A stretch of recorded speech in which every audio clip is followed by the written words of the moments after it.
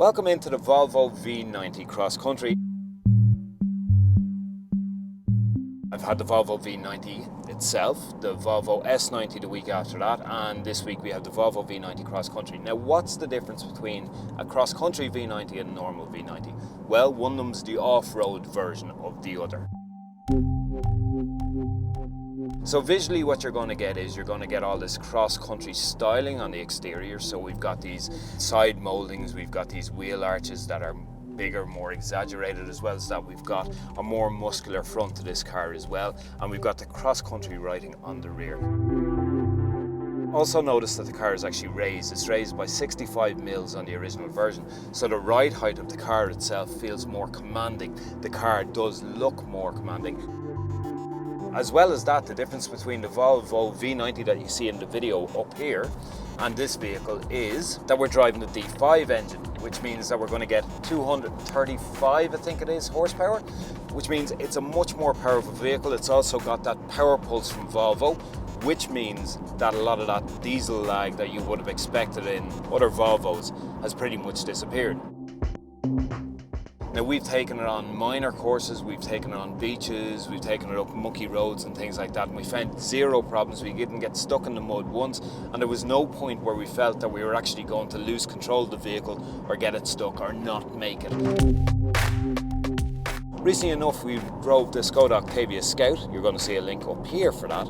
And I have to say, the Skoda Octavia Scout was another one that actually pleased me. Its Haldex four-wheel drive system was well capable of handling things. Now, in terms of driving, right, because it's a four-wheel drive system, I found that, let's say, I'm on a motorway here at the moment, but on, let's say, normal country roads and things like that, going around bends, and even in cities, going around corners, you feel that the steering has to do a little bit more work than the normal V90. We're running on 18s here, which are massive. Like, you're able to get bigger wheels than this for this car, but I am finding a lot of road noise coming through to the vehicle itself. Now, what we're driving here costs in and around €65,000, okay? To the UK customers, our UK viewers, I'm not exactly sure what you guys are going to be paying for it, but here in Ireland, 65 grand is the mark for what we're sitting in here. We've got maple brown colour, metallic colourings, we've got a few extras thrown in. Entry level for this is in and around €55,000. Actually, I'd be curious, and if you're willing to leave a comment below, what are you guys paying in the UK for one of these? And if you're in Ireland, what do you think of the price? Is it too high? The car is extremely comfortable, and Volvo are famed for their comfortable but slim seats that we're sitting in here in the front. Great leg room, great shoulder room, it's absolutely no complaints there.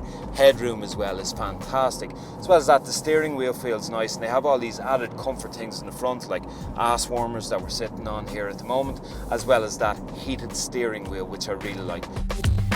Of course, the infotainment system here as well is Sensus Connect from Volvo.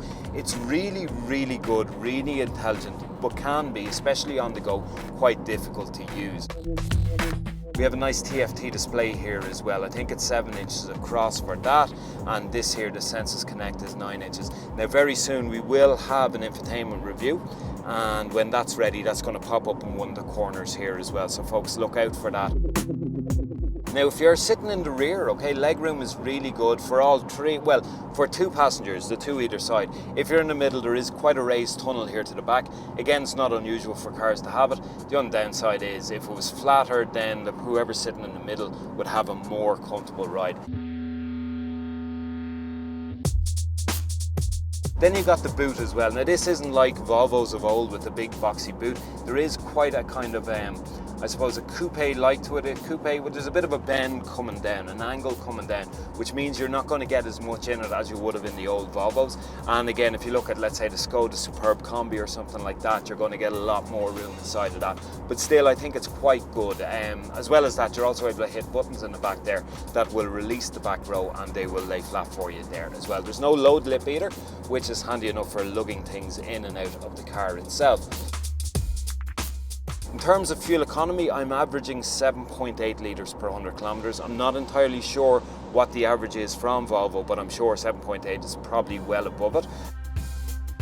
They're not as engaging to drive as, let's say, a BMW 5 Series or an Audi A6, but at the same time, there's very little to complain about. There's not much between them. I think the engine range that you're going to get with BMW or Audi will be better than what you're getting with Volvo. They're all running off 2 litres in Volvo 4Ds at the moment. I've only driven the D4, the D5 and the T6 to date. T6 won't come to Ireland, that's the petrol version. What we'll get is the T8 hybrid version. Other than that, folks, you are watching the Car Buyer's Guide YouTube channel. Over here you will see our logo. Please click it and follow the various links around the screen. We'll see you again very soon.